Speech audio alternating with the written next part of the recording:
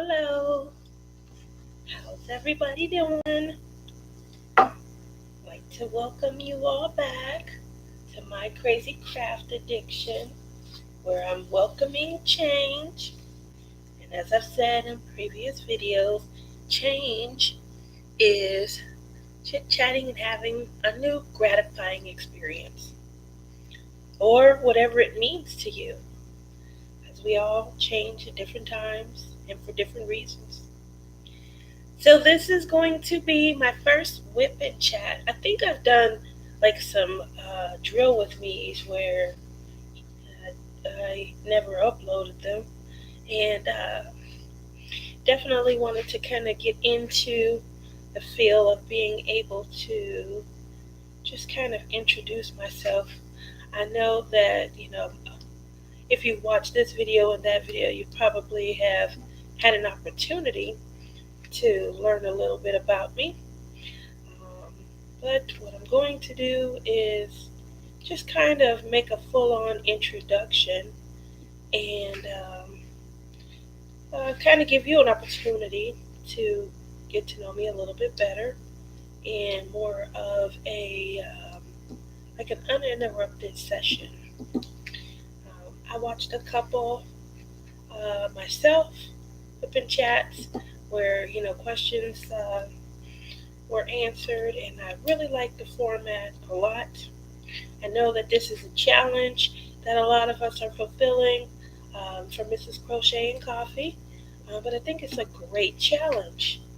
So here's to my Whip and Chat.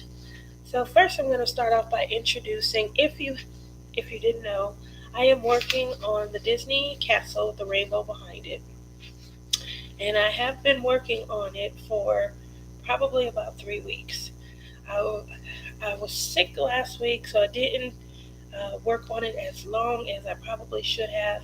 It's a 40 by 50, which is pretty much that's as small as I like to go. Obviously, when you're first starting out, getting your stash and stuff together, you purchase, whatever is comfortable, whatever is more affordable for you.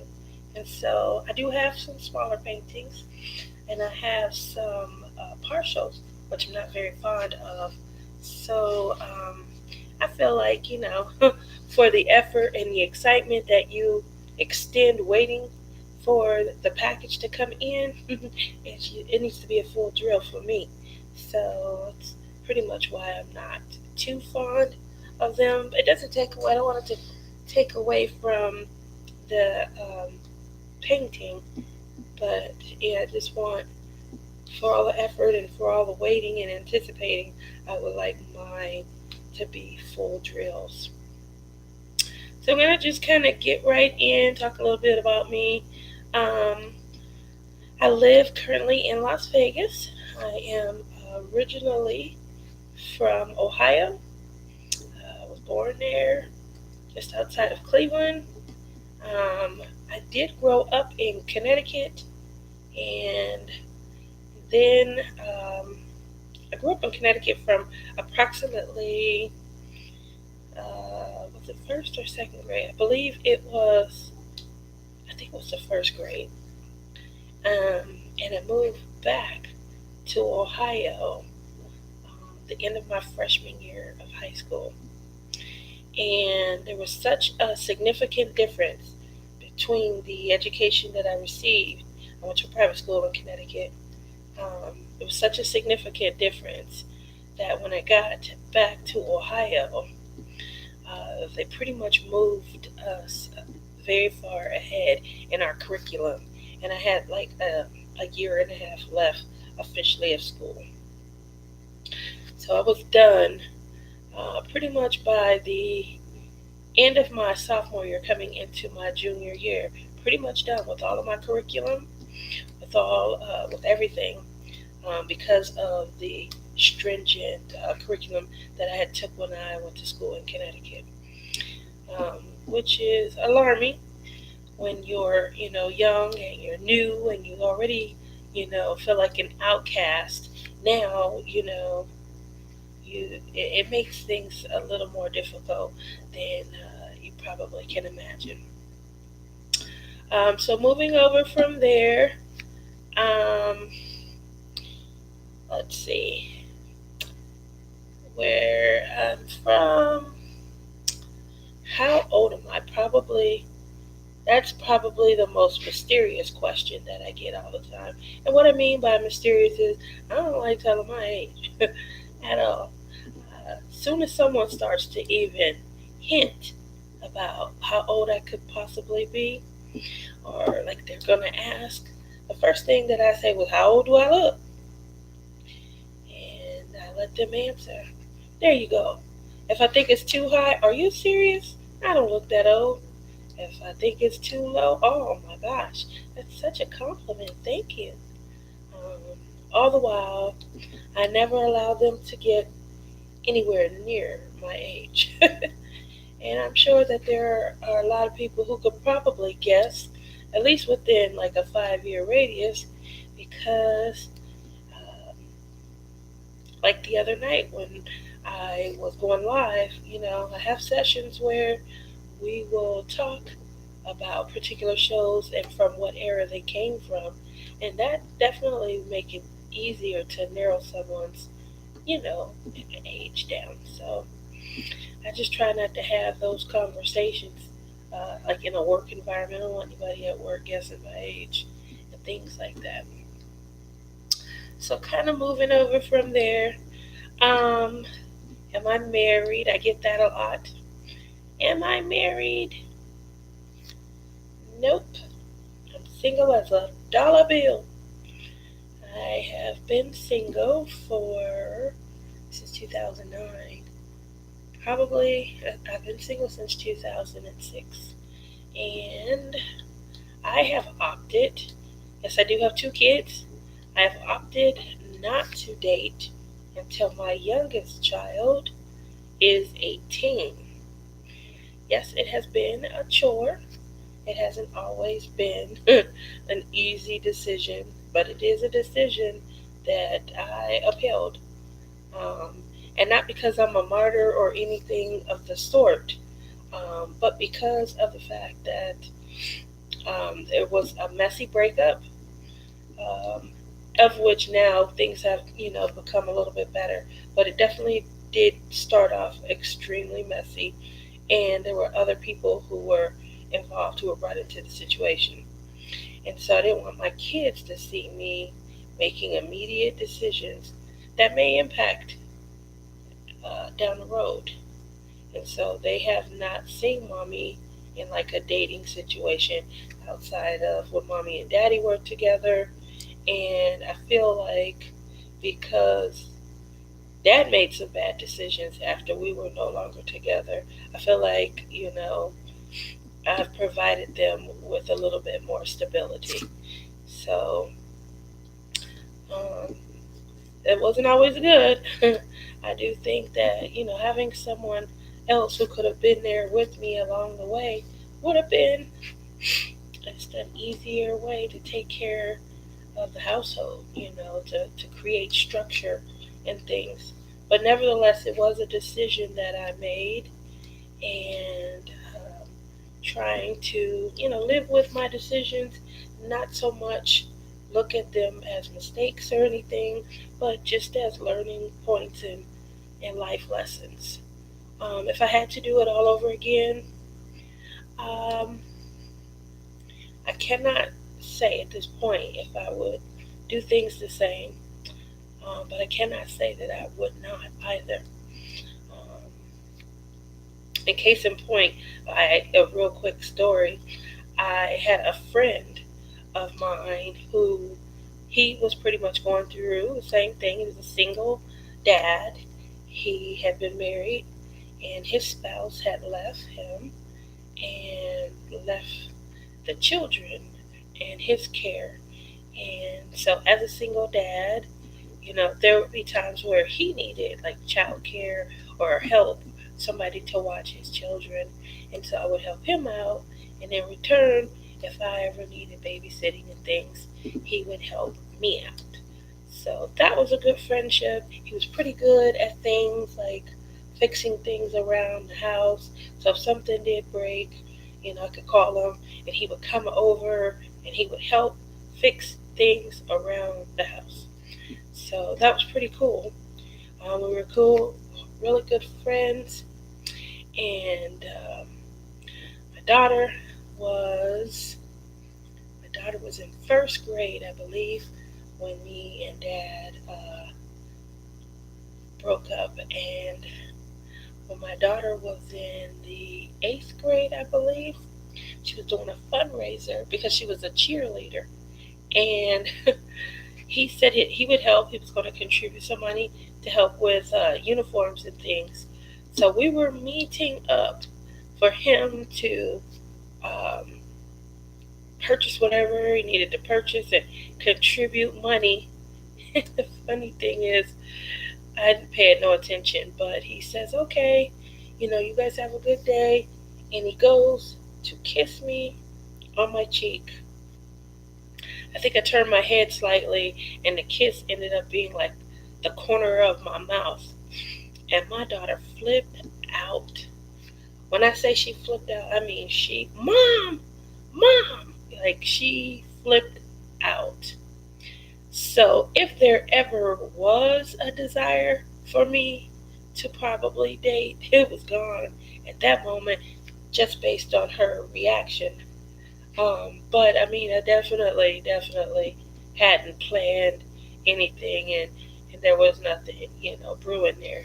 It definitely was just, us friends, and I just think that she saw more than it really was, but she really flipped out. And so, like I said, if I did have a desire, I definitely know that she was not one of those children who were interested in their mom dating. So definitely wouldn't cross that. One moment, I'm going to take a drink.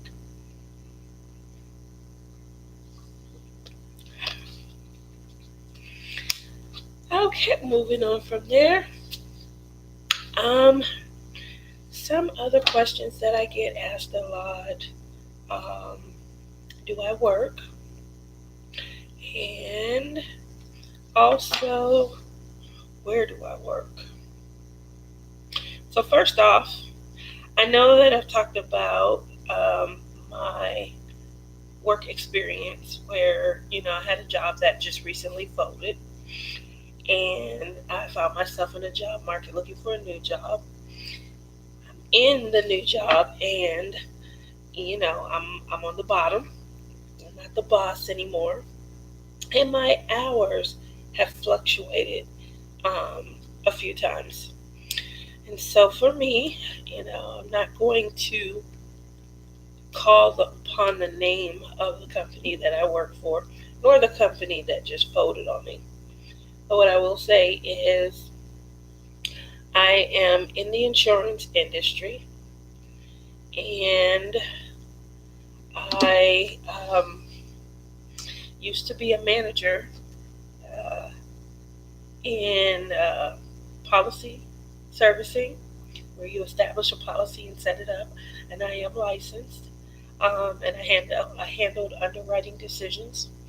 So if there were reasons why you might be canceled, or if there were reasons that we might not renew your policy, the decision might have been made by someone like myself.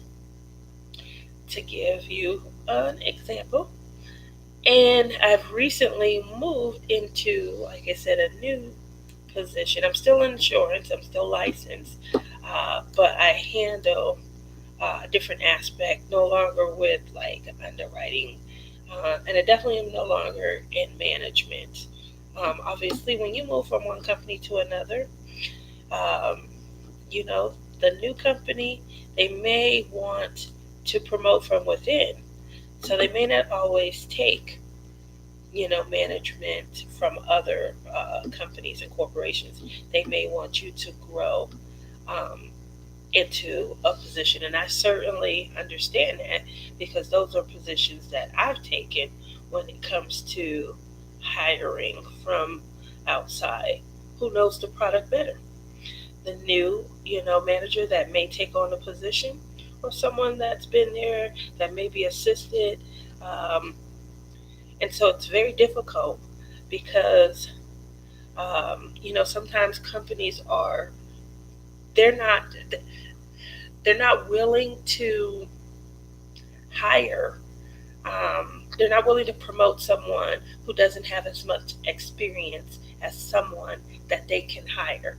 They may hire in someone who's educated, who's worked in the industry for several years, who may have a degree in that industry, as opposed to someone who grew through the ranks of a corporation. They may not have all of those accolades behind their name, but they know the product solidly and pristine, and they're meticulous in all of their information that they can provide. And sometimes those people who grow in a company, who've been there, who've been loyal, who, rode the line, they get overlooked because companies sometimes want, sorry about that, so, companies sometimes they want those accolades. So, my previous company as a manager, I wanted to always promote from within. I wanted to reward those who were loyal, who learned the product, who was great at their product knowledge, meticulous in their information, extremely driven in how they wanted to climb, and I wanted to reward that dedication. And when it came to hiring from outside, pretty much, I mean, I'm always going to be fair and I'm always going to interview, but I can tell you 9 times out of 10, when you ask a product question and you're trying to compare product knowledge and, just the extent of the options that someone might present when it comes to overcoming resistance or overcoming objections, um, your procedures are going to be well known by the person that you grew through the ranks, as opposed to someone else coming in who may be a veteran in the industry, but they may be providing you with general information, or they may be slapping the procedure manual from another company in front of you. So it's very hard to measure up when a company is looking to promote from within, especially if they have seasoned veterans who are meticulous in their product information. So, with that said, I already knew what I was up against going into a new company, and I was pretty sure that I better just get in somewhere and hold on for the ride. And I was okay with that because it beats looking at unemployment, or if unemployment runs out, not having anything at all. So I definitely, pretty grateful that I found something really quick, that I'm licensed and that I'm in an industry to where, I could get out there really quickly and I could find something. Kudos to my prior job also, because they gave us a notice. They told us they were closing the doors, and that gave me the opportunity to go shopping for a job elsewhere. So that is what I do, and a little bit about the industry I work in. And like I said, I won't go into detail about where I work. The next thing that I get asked is what type of work. I think I talked a little bit about, being in the insurance industry. I didn't want to narrow it down too much. Um, Sometimes the insurance industry can be a hated industry. And although I probably don't work directly with anyone, I don't want to be the prey, because you might not have had a great experience from someone else who worked in the industry.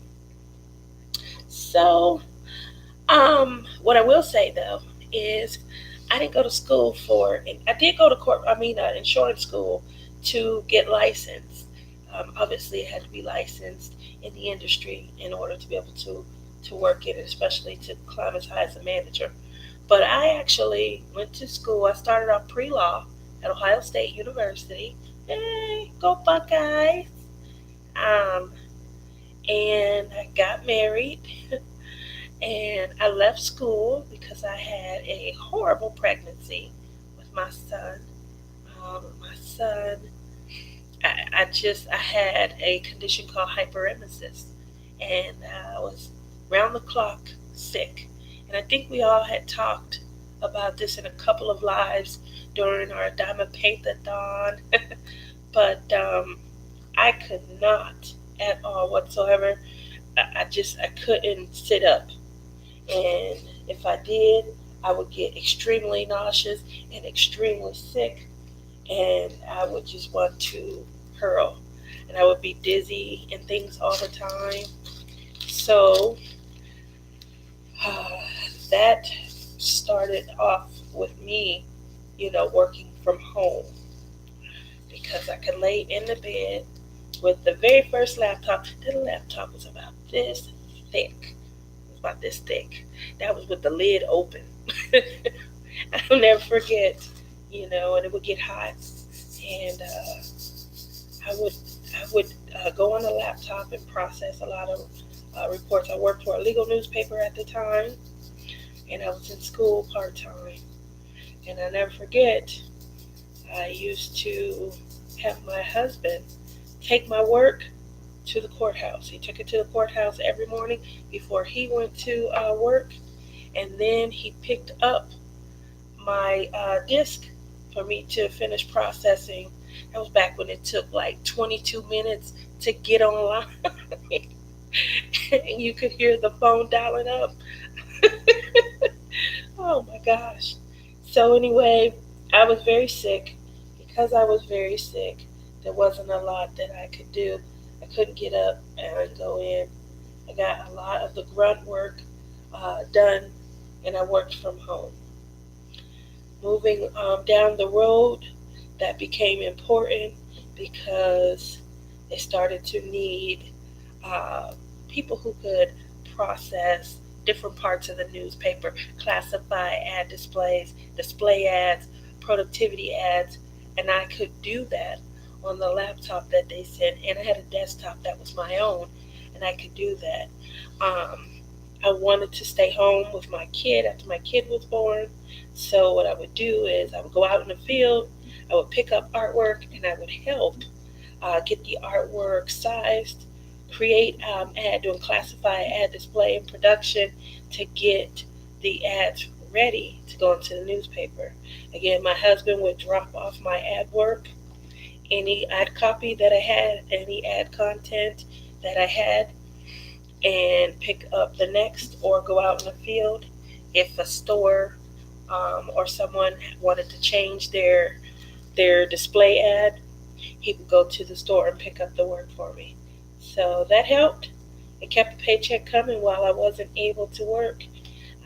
Even though I had short term and long term disability, obviously, with this new technology, these thick laptops, if it enables me to be able to work, then I can save my short term and my long term disability for another time that I might need it. So that definitely is what occurred. Um, and that was the beginning of my work from home career. After my son was born, I did try and go back to work. I think I worked for maybe 2 years, 2 or 3 years. Not long because my daughter came along after that, and I had a couple of miscarriages in between. So my daughter came along. The funny thing about how my daughter came along is me and some of my girlfriends from college, we decided that we were going to every year try and go on a trip. We're going to try and go on a trip, and we're going to try and recreate our Ohio State days where we were having a time of our lives, hanging out and things of that nature, partying. So we're down in the Bahamas, and um, the liquor was flowing freely. We're getting all kind of free drinks. We didn't have to worry about driving anywhere. So we could just party. We could just have a good time. I got back home, And I kept telling my husband, I don't know what's wrong with me. I feel like I got alcohol poisoning. I can't get over this last trip. So he says, well, let's just rule out alcohol poisoning. Let's go to the doctors, get you checked out, make sure you don't have any alcohol poisoning. I really thought I had alcohol poisoning. See what happens when you're not paying attention. Right. At least they all didn't spill out, but they were set up really nicely. I'm going to just put this one down. And up, it won't stick. Won't stick. Alright. So I think I have alcohol poisoning. My husband says let's just get you to the doctor. Let's just, go. Let's be safe. Better safe than sorry. Go to the doctor. They do a full-on check, and they do some blood work. They ask the usual questions. Are you pregnant? Could you be pregnant? How far pregnant are you? Things of that nature. No, I couldn't be pregnant. Could I? Because I didn't know. And come to find out, not only was I pregnant, but my first doctor's appointment, I ended up being 5 months pregnant and found out the sex of the baby and everything on that very first appointment. Can you imagine that? No morning sickness. Based on what I had went through with my son, and then the 4 miscarriages after that, it took alcohol, just drinking as much alcohol as I could. And that is my daughter. And I say all the time, dang, man, I really messed you up. I shouldn't have been drinking. Obviously, I didn't know I was pregnant. And I had a good time. And I tell her from time to time, her brain damage is from me drinking when I was pregnant and didn't know about it. So, yeah, that's a little bit about me. Best job, worst job. Best job, worst job. Best job would probably have been the job that just folded. I really enjoyed that job. I felt like I made a difference, and I wanted to bring a different aspect to the job. I wanted to show people that we care, and we care about the things that can happen to them in life. And I felt like I brought about education and an awareness so that people didn't find themselves in whatever the particular situation, going forward, and things that they can do different to make sure they didn't end up, in the same circumstance or scenario. And like I said, I felt like I made a difference. So I felt like that was one of my best jobs. I say one of because I worked from home for many years, and I was an independent contractor. And as an independent contractor, I was responsible for me, my own work hours, my own paycheck. Although I was an independent contractor for another company, a third party vendor, it still gave me a huge sense of independence. And I really enjoyed that. So, yes, I was considered an independent business owner. I didn't feel like I was an independent business owner, but I took the title. I had no choice because it's how they wanted us marked on our 1099. So,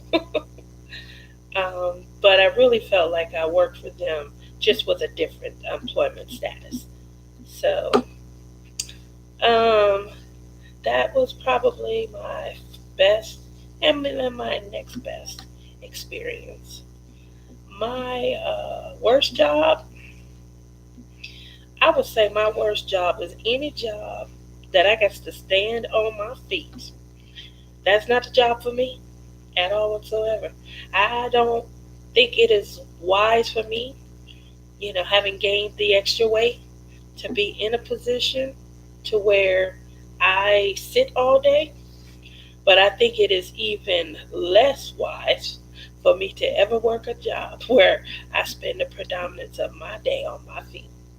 So, and I think that, knowing is half the battle.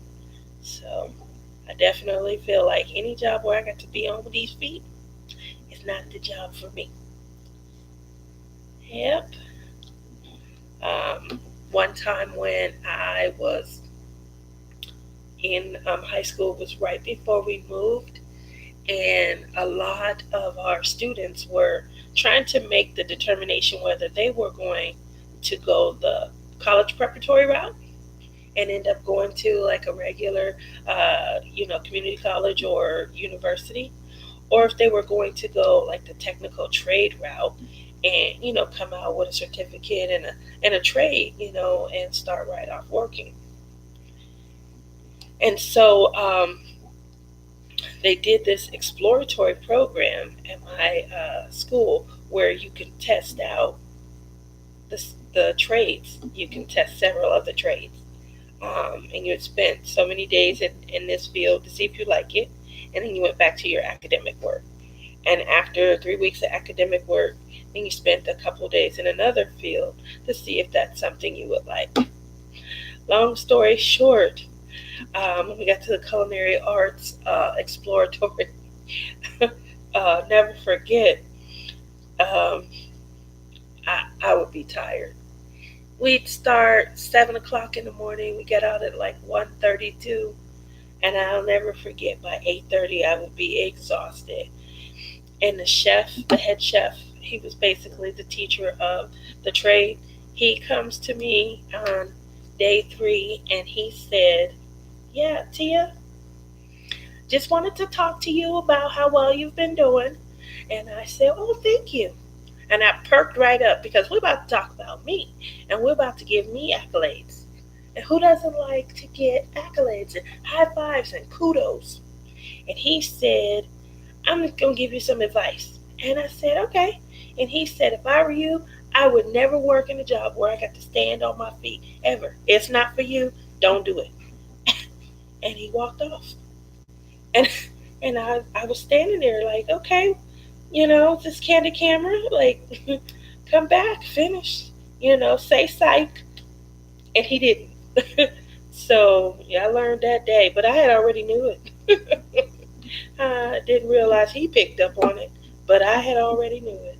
I knew that wasn't one of my best, I try, you know, and one of the things I try not to do is I definitely try not to not to complain, but I can't say I didn't. I really cannot say that I did not complain at all. It probably definitely came out, and probably not at the best times. But I do always try and be a team player. So I know that I probably would have worked hard not to hold anybody back. And moving on from there, let's see, some of the other things I get asked, or I always like to ask people, are what is your favorite movie? What's your favorite movie? My favorite movie that I can watch over and over and over.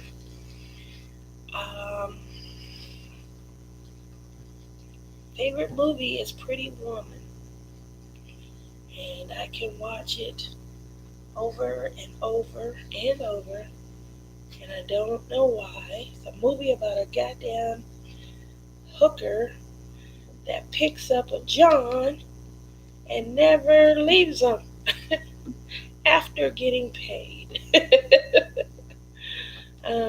Yeah. So I don't know. I really don't know why the movie was so good, because that is a dangerous life. Definitely dangerous. There's a movement out about, you know, trafficking, and in the sex industry and things like that. Um, there's a movement named after one of Mandy Manzano's paintings, Talitha Kum, and I think the movement is called Talitha Kumi. And so when I looked it up to see, a little bit more, read a little bit more on it, and it talked about how in the painting or in the Bible story, you know, um, after believing that the child is dead, a miracle was performed, and Jesus comes and says, "Rise up, little girl, rise up." And she comes out and gives her parents joy because they were mourning, because she had been, uh, in their mindset, she had been gone, she had been dead. And so, tying that to the movement, it is about them trying to save, girls who are sold into the sex trade industry, and they're trying to figure ways to save them. And funding goes to helping the little girls, rise up, quote unquote. So, with that said, being that it's something that I had looked into and it's a fear of mine or any woman's, um, I'm shocked that that movie is one of my favorites. I don't think about, when I see it, I don't think about the industry, even though they talk about, drugs and, the life, on the streets and how easy it was for her to kind of fall into the line. I still never think about that aspect of the movie. I always just think about, women can find fairy tale in everything, happy ending, the silver lining in the cloud, and definitely, definitely, I'm one of those who I think when I see it, I'm just trying to find just the silver lining in the cloud. Not looking at it for what it is. So, just a lesson for myself. Reevaluate some other movies that are right up there. Just not, I would say, favorite, but very close. I know we talked about in one of my lives is Avatar. Loved Avatar and the meaning behind Awa and their tree of life, and the fact that hidden language was created, for the movie. I really thought that um, James Cameron and his staff, they put a lot of thought process into it. I am really looking forward to next year when the second part comes out. I hope it doesn't disappoint. Even after the movie was over, I had made up in my mind like different paths and different ways that I could see the movie going in. And so I'm just hoping that it's not a disappointment. You wait this long to see a movie, you want, you definitely want it to impact you the same way as the first one. So I'm hoping that it's going to be really great for as long as it's taken to come out. It's making me eager. So that is probably my second favorite movie. And let's see. Um, I think everybody probably has this movie in um, their repertoire, and that would be Grease. At some point or another, I think we all enjoy Grease. Um, John Travolta and I have a love affair. I did talk about him, I think, in another one of my lives. And how I have a crusty cheek because I didn't want to wash it after having, kissed him or him kissing me on it. But yeah, anything John Travolta, I really do enjoy. I really like him a lot. The newer movies as well as older, but obviously Grease is timeless.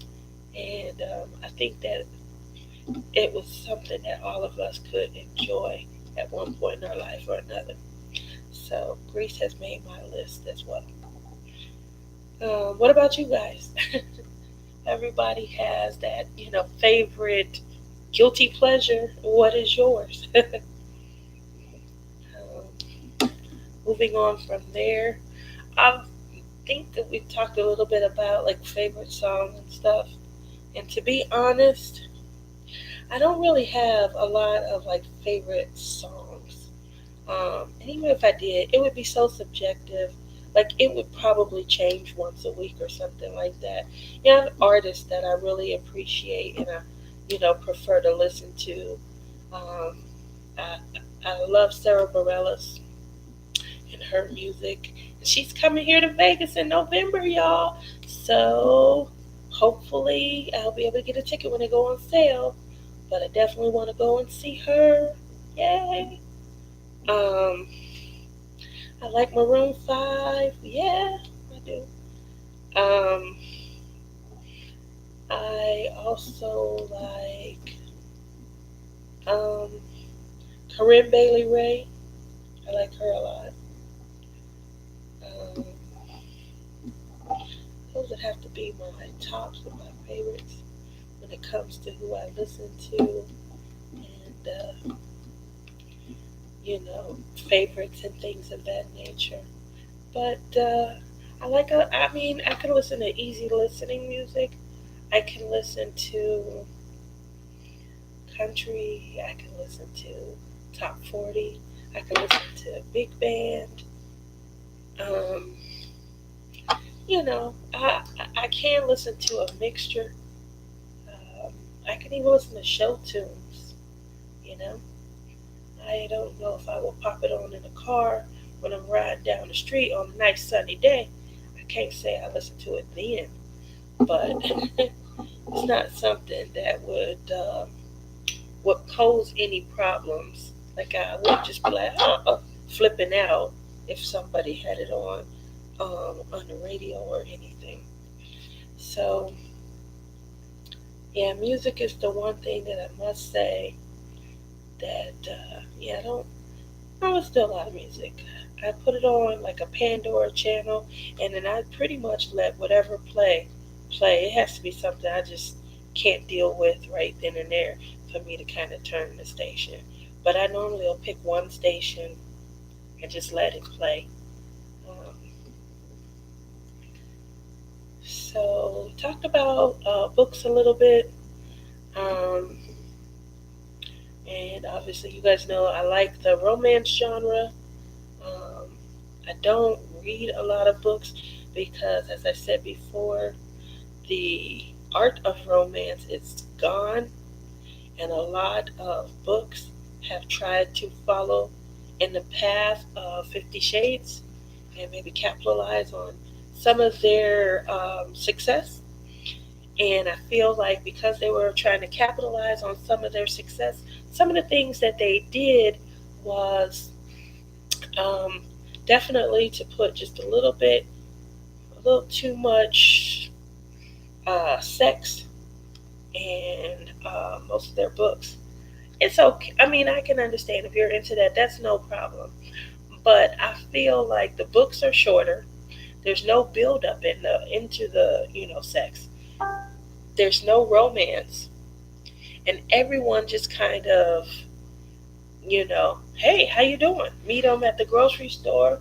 Won't you come over and take the serial killer home with them? So you know, I definitely don't read. If I do, it's probably going to be a legal thriller, racing against time, trying to get somebody and, get charges brought up against them, things like that. Um, More of a Law and Order, but in a book form. I could definitely go for that. That Dick Wolf boy from Law and Order, the producer, oh my gosh, he used to have me. Oh, I used to sit there and I'd watch them all too. Law and Order SUV, Law and Order Criminal Intent. If he had Law and Order ice cream, I would have had that because I really enjoyed Law and Order. I know they still have SVU that comes on, but I'm just saying, I just really, that was a franchise right there when it was at its tops. That, I know they coined the phrase ripped from the headlines. So I really definitely enjoyed Law and Order in that series. Um, Moving on from there, talking about TV. Well, I was talking about books, but now that we've moved into TV, going over some of my favorite TV shows. I don't really watch a lot of TV. I watch classic TV, which you can get, off of Hulu or Netflix or Amazon Prime. So I definitely will watch a lot of classic TV. As far as relevant shows that are current, I do watch Dr. Pimple Popper. Yay! Don't ask. I don't know what the thrill is. I don't know why it's enthralling, and I really don't get it. I don't know any men that enjoy it.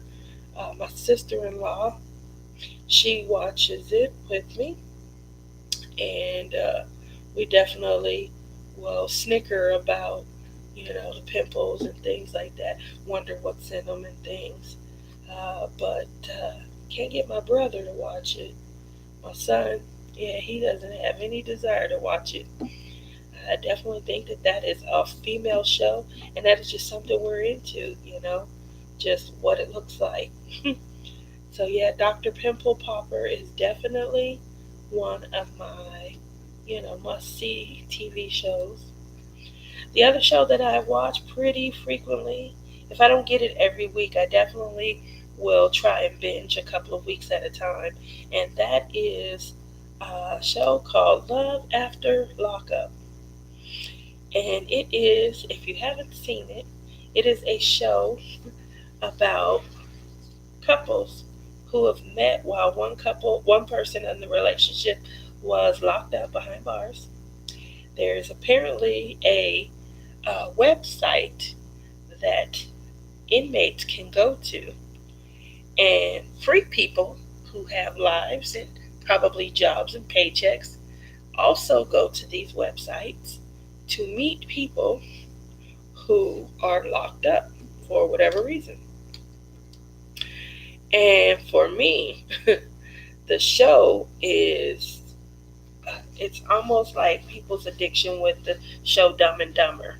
Like, literally watching this show, I find myself saying several times throughout the 1 hour session, well, what did you think was going to happen? You didn't think that they was capable of this? Are you? What did y'all talk about? Like, it's not like these people were seeing each other face to face and had just a lack of time to get to know one another. They spent most of their time over the phone or chatting online. So I'm confused at what they talked about, because clearly they didn't talk about charges, vices, or anything like that. Like, what did they just have phone sex every time they talked? Because that really feels like that's all they did. Not to be a spoiler, but I'm going to spoil. Pretty much none of the couples stay together. I think out of all of the couples, maybe one couple a season, maybe. I don't even remember. But it's the relationships aren't very successful. So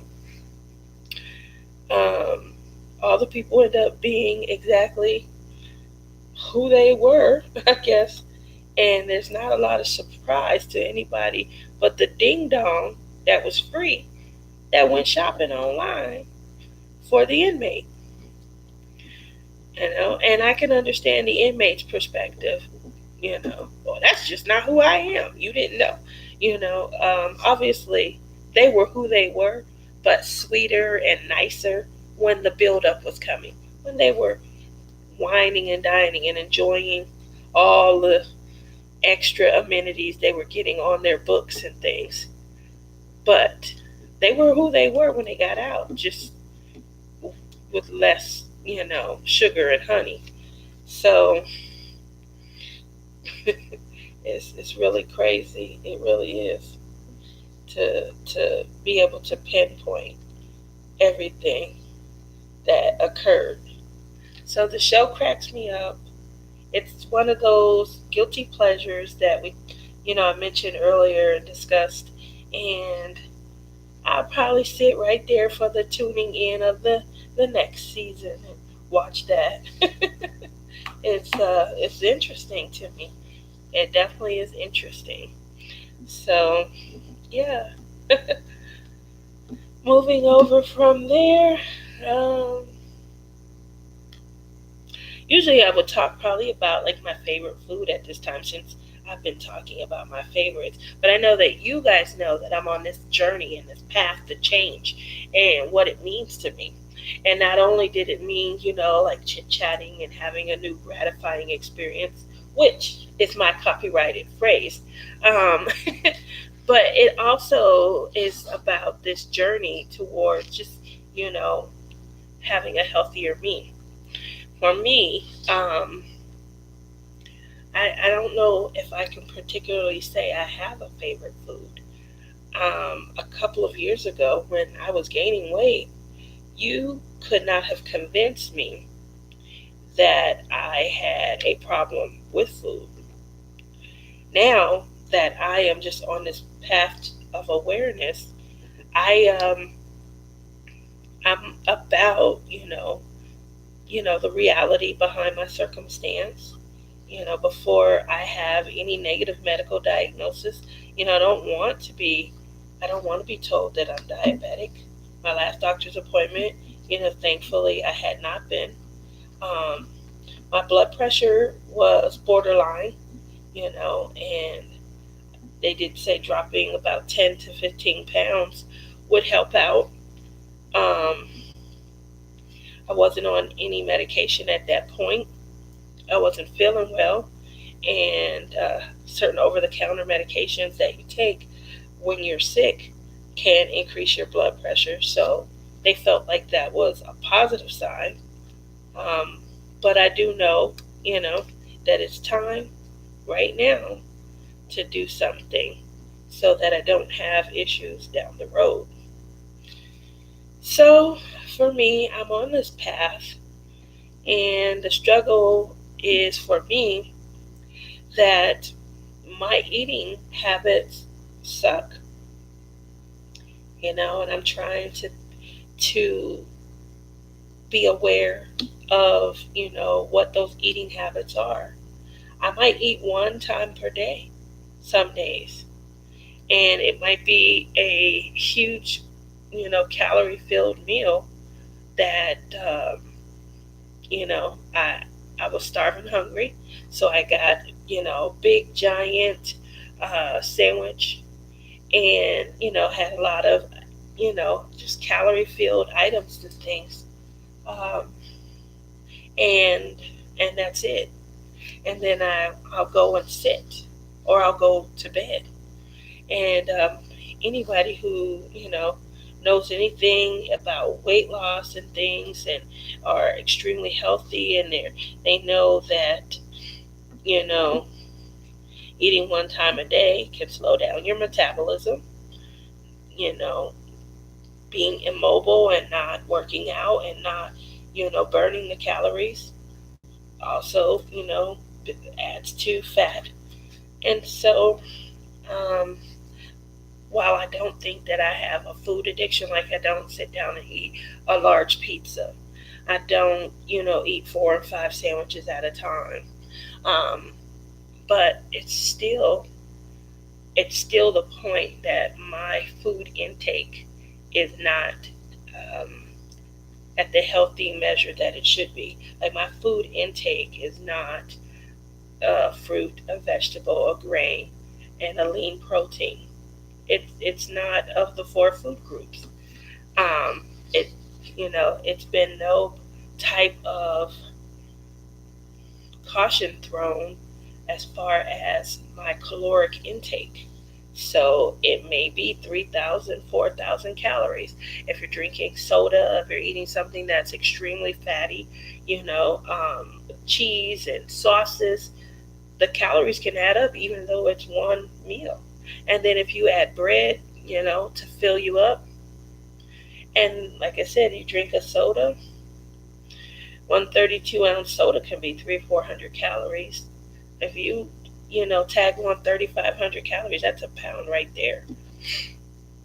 So, um, that really is what my path and my journey is all about. It's just bringing some awareness to myself, um, being honest with myself, being real with myself about the journey and about what I have to do to get, to a safe, space. And also realizing that it's not going to be something that comes with like just a quick drop. Obviously, I could have jumped on a keto diet. I could have jumped on an Atkins diet. I could have jumped on the South Beach diet or the DASH diet. I could have done any number of fad diet. That's very restrictive, that you follow a certain, regime for a period of time. And I'm sure that I would have been successful for that period of time. But my biggest concern is what happens to me and to my discipline when I come off of the diet. Do I restrict myself long enough to do something that, yields results?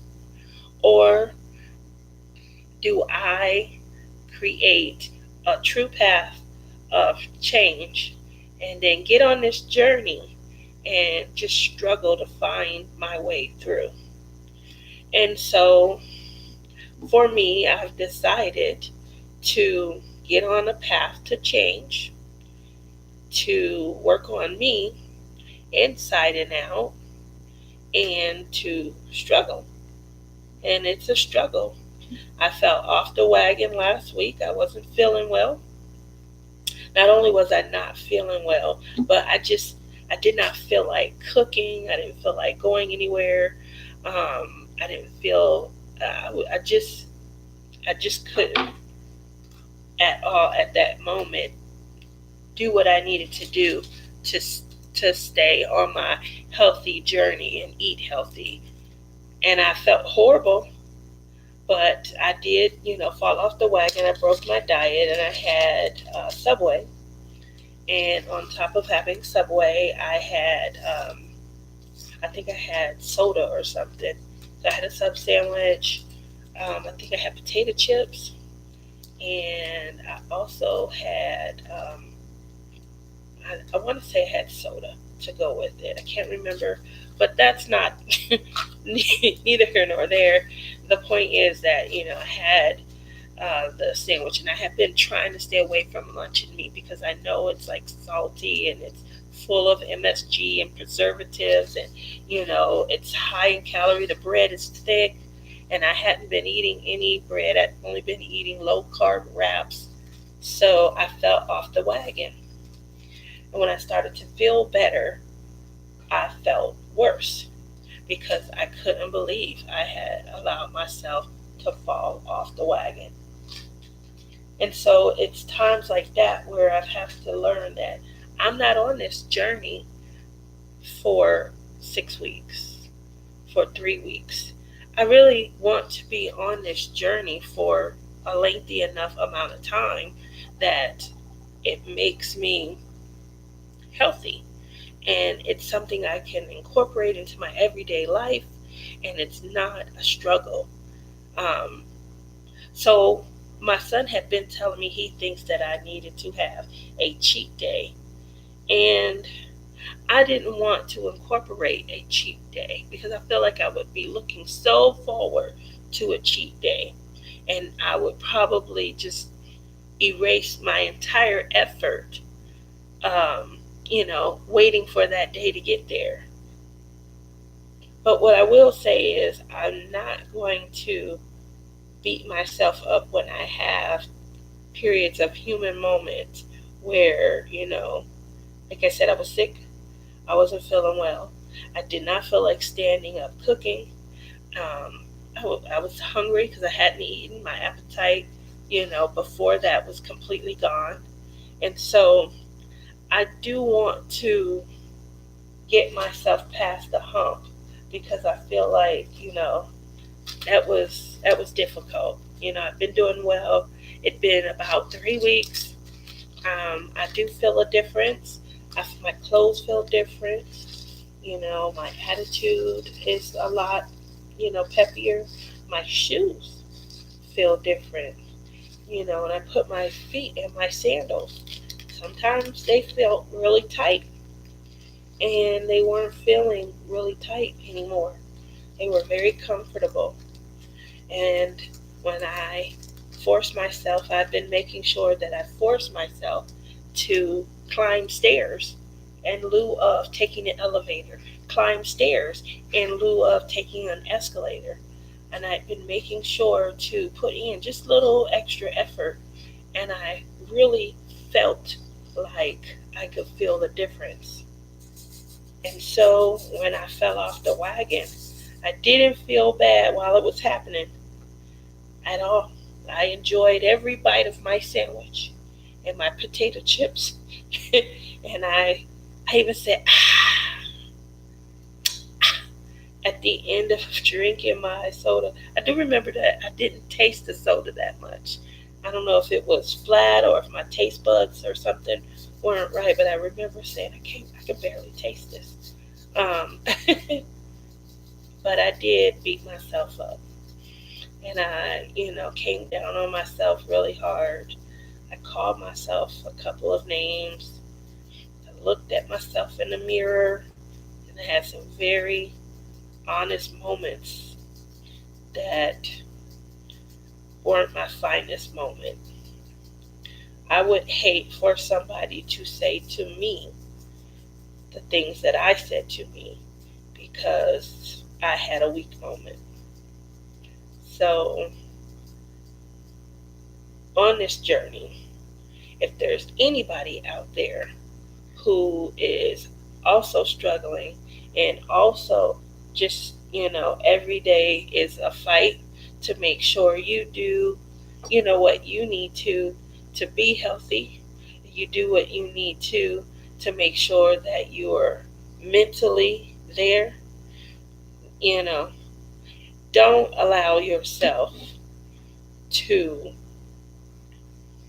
to struggle, to suffer. Is you have a big enough journey ahead of you and you don't want to take that struggle and backtrack because you aren't able to overcome a hurdle that you put before yourself. That's my message to me, and hopefully I'm able to just to keep it moving forward.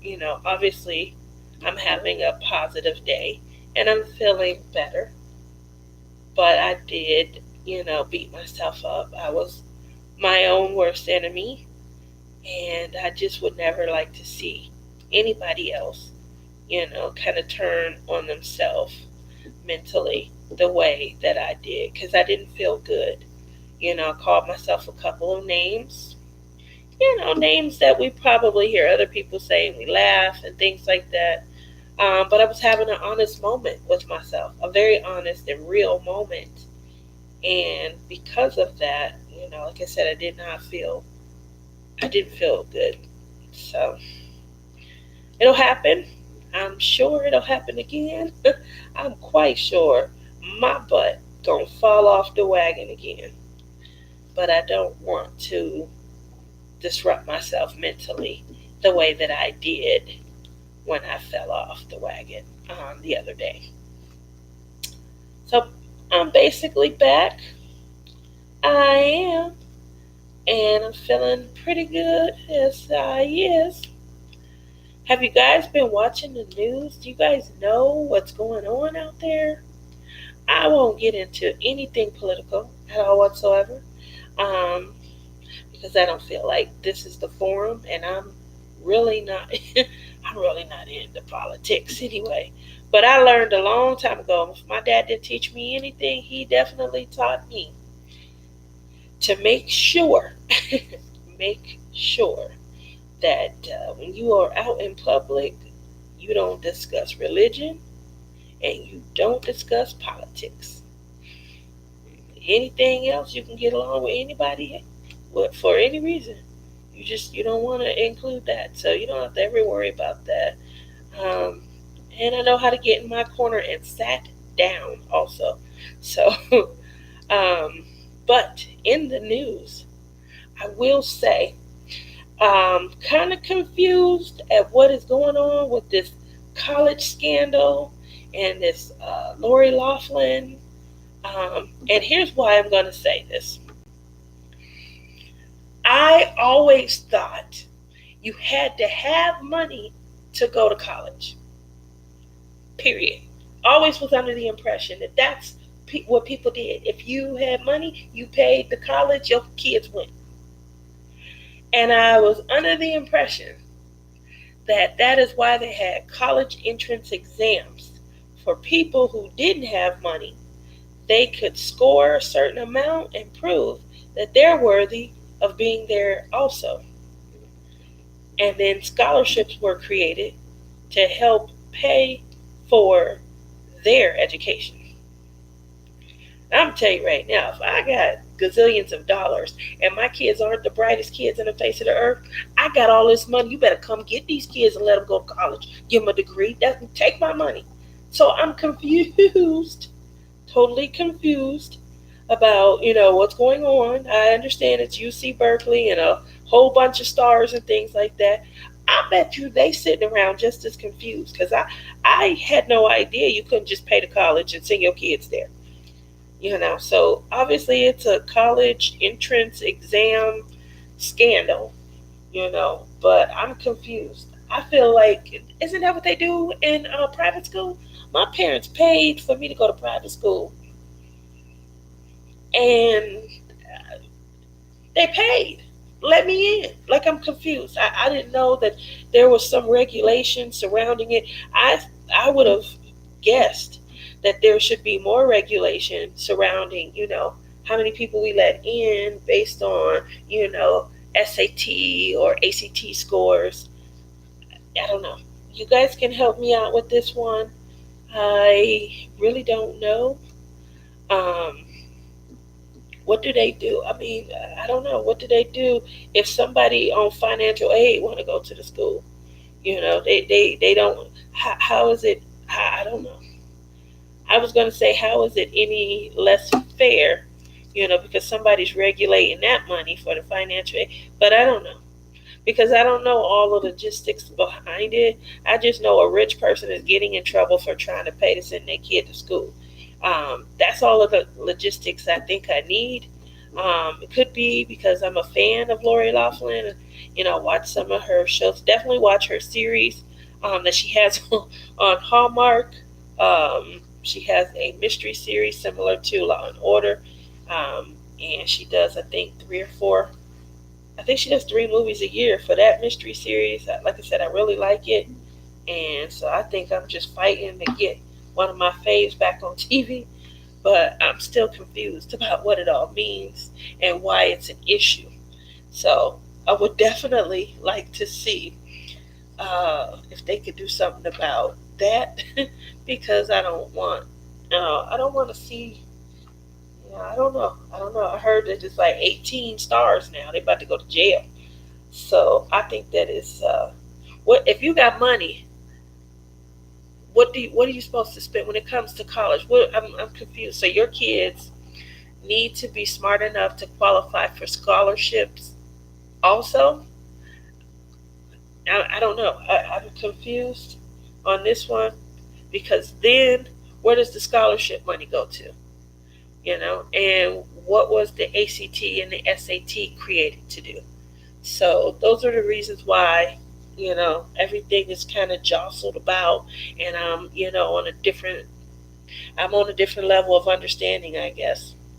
Anybody hear about that little boy who locked his dad's iPad up They say he locked it up till like 2067 or something, like 40 something years. Uh, all the money that doggone iPads cost, I wish you would lock mine up. What was he doing with it? Because these aren't cheap. This isn't like a $20, $24. I paid $24 for my Kindle. $24. This, hey, you can lock that up. I'll go get another one. But iPads is anywhere from $500 to $1,500. I'm confused at what the little boy had it for, because my kid wouldn't be allowed to look at mine, let alone put a finger on it. And we're not doing that. That's not my world. Not my world. Would never happen in my world. So when I saw the story, I just kind of glanced at it, so I'm not sure what happens. And I'm pretty sure that, there's some sort of, backdoor process where they can get it unlocked. But it's probably going to take a couple of different steps. And I hope the fool been doing some backups, because if you haven't been doing any backups, what it means is you might be starting all over again, losing everything you had on it. So not that that's ideal.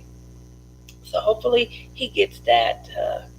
The other thing I heard is, and I got to look into it because I really just saw it come across like my Google News feed. But I saw somewhere that Walgreens is about to begin to sell like cannabis-based products. You heard me, cannabis-based products. Yes. So while that might not be great news, outstanding news here in Vegas, because obviously, marijuana, recreational use of marijuana is legal here, which means you can go to a dispensary and you can buy weed like you can buy a pack of cigarettes. And they treat it at job, like for job interviews, they treat it like alcohol, substance abuse. Obviously, you don't want to have it in your bloodstream when you go to take like a drug exam. The same way you don't want to have alcohol in your system when you go and take a drug exam for a new job. But, they don't do randoms, and I don't even know if it coming up in your system is instantaneously going to preclude you anymore. And I'm hearing some jobs, they don't even test for it anymore. I know two companies in particular. I won't, call out their name, but I do know two companies in particular, because obviously when my job folded and we all scrambled like the lights were coming on, a few people who went to some of the same companies, they did indicate that they didn't test for it. So, which was shocking. Obviously some things have changed in the last few years. What I will say, will or won't, do or don't, what I will say is approximately, oh gosh, it's been probably about 25 years. It was before I had kids and before I got married. I was coming out of McDonald's. And, just a preference. I was out one night in Cleveland. I had a girlfriend of mine. We were having a good time. I was dressed to the nines. You couldn't tell me anything. I thought I was the flyest person there. I had on my high-heeled gympsies with a little black seam running up my leg and mini skirt. Anyway, we had left the club and I was hungry. And we had a drive. Our drive back to where we stayed was going to probably be about 30 minutes highway time, maybe a little bit longer. Anyway, we decided we were going to stop at McDonald's. Now, this McDonald's that we went to was popping. When I say popping, everybody hung out in this McDonald's. The cars were all backed in, people sitting on the hood of the car, all the music playing in the parking lot. This was the quintessential McDonald's experience. And everybody went there after their event. Obviously, the young kids were going there after wherever club they go to. Adults would go there after the nightclub, fill up, get the alcohol out of their system. Indoor was open because the line through the drive-through was so long. Anyway, I parked my car and I'm going into McDonald's, and there's a guy in the parking lot. He was coming out. He had a little food in his bag, and he's like winking. Hey, boo, how you doing? I'm doing good. How you doing? I got a big head at this point. Don't stop me. So I got a big head, and I'm like, oh, isn't that cute? He looking at me. Long story short, while I'm talking to him, another guy comes up and he starts talking. Again, I got a big head. I'm thinking, oh, look at this. I'm cute. I'm getting all this. The two guys start having words. Oh, Lord, look at this. They fighting over me. Woo, woo. I'm so excited. Y'all know what? Y'all go ahead and handle that. I'm going to go inside. Go inside. Get my food. I got to get a large fry because, that's what we do. I'm looking good. I was a size 8 at that point. I got on my high heel shoes. Again, my little mini skirt with my black seam going up the leg. He couldn't tell me nothing. Couldn't tell me nothing. So I come back out, and they full on arguing at this point. And I'm like, the dumbest thing on the face of the guys, stop. I wasn't really interested anyway. Dude is like, shut up. You know what? Calls me out my name. I'm like, how rude. I thought that was very rude. They continue arguing. One guy pulls out a gun. A gun. It's like a little 22, The other guy is like, oh, it's like that. He pulls out a bigger gun. It's got like a clip and stuff on it. And the bullets start flying. At that point, it dawns on me that I don't think that this is really about me in the least. I really don't. So let me get up out of here. And I'm trying to get back to my car when, boop, boop, boop, I got hit in my left leg. And I went down. I wake up. I remember my leg was burning. I remember screaming and hollering. And I remember blood everywhere. My girlfriend, who couldn't drive at the time, was scared and had jumped in my car. And another girl, I didn't even know her, she grabs me and drags me across the rest of the parking lot. And she put me in the back of my car and drove me to the hospital. That was an extremely harrowing experience. Extremely, extremely harrowing. I ended up having to have surgery on my leg. There was shrapnel. There was some shell casings. The biggest, most important reason why it was a harrowing experience is because the doctors feared that the bullets from the 22, the smaller gun, were so soft that they can bounce off of your bones and pierce organs, lungs, your heart. And so their fear was that, one of those bullets was, had entered and was bouncing off of my lungs and things. There was a lot of scar tissue, a lot of swelling, a lot of pain. For what they could see on the x-ray, they removed everything and kind of bandaged me up. I started to heal, and they did say after some of the swelling went down that it would be ideal for me to come back to get an x-ray and to make sure, that they had gotten everything and that they had removed, all of the shrapnel and bits and pieces and things. I was young. I never went back. About a year and a half ago, I was at work walking and my leg just went out. It went completely numb and went out. I ended up going into emergency. I was scared. I thought I had a blood clot in my leg, and I was very scared because I couldn't feel anything. It was numb, completely numb. And when I tried to walk on it, like I had no sphere, no reference. I couldn't walk on it. And they found when they did x-rays that I have a bullet still in my leg, and the bullet has shifted because of some weight gain. And so obviously that was harrowing and that was scary for me. And I tell this story, and I, don't want you to think I got sidetracked. I tell this story because one of the things that I did to deal with some of the pain, obviously as you get older, you start to develop arthritis. And I know that I talk about arthritis a lot in my hands, and that I use these pens because they make diamond painting so much easier, and they allow me to be able to paint for hours. But I started, to deal with the pain, I started on a product called CBD oil. And I would put the drops under my tongue, and I would use the product, and it would help so much.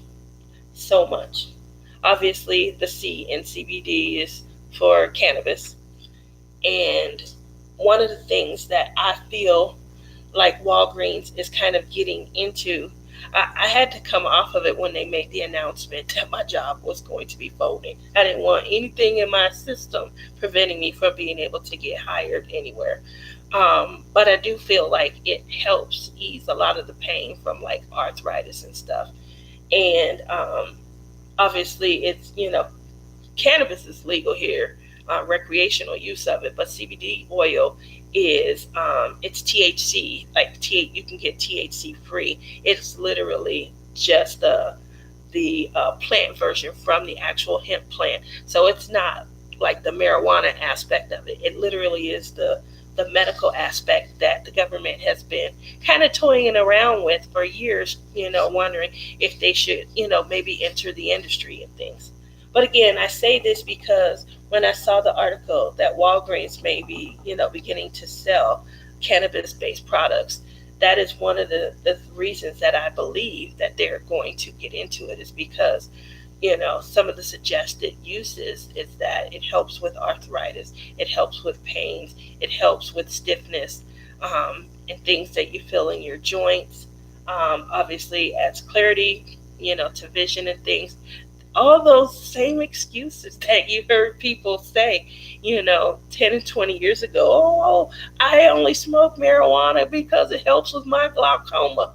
So all those excuses that you heard people saying that they use it for are now becoming the very reason why, you see players wanting to get into the industry. So I thought that was, really neat when I saw it. Like I said, I used CBD oil for probably about a year, and then like I said, I it's not worth it. I'll go ahead and creak in the knees if I need to get a job. So for me, I definitely wanted to get a job. I didn't want anything coming up that would prevent me. I didn't want to feel like, you had this one chance, and you could have just stopped taking the oil, and you didn't stop taking the oil. But I definitely, saw that in the news today. I wanted to share that because I thought it was funny. I'm sure everybody knows somebody in their family and their friends. You got a cousin, you got a step uncle, or somebody that, said in the day, oh, I only take it for my glaucoma. And I thought, wow, the very reason that everybody said they used it for is now, going to be a key reason why big players get in the industry, get into it. And, we'll see. We'll definitely see. I'll be keeping my eye open for what Walgreens will be selling. I think it's a good idea, especially if it's going to help. I mean, Tylenol was a drug at one point, ibuprofen, acetaminophen.